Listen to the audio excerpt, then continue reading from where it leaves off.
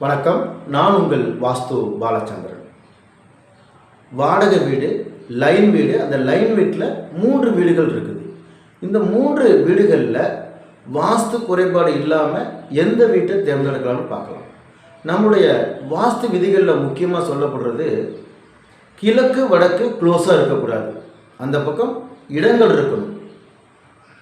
அதற்கடுத்து அந்த பக்கம் இடங்கள் இருந்தாலும் வடக்கு சுவற்றிலையும் கிழக்கு சுவற்றிலும் ஜன்னல் டோர் இருக்கணும் கண்டிப்பாக.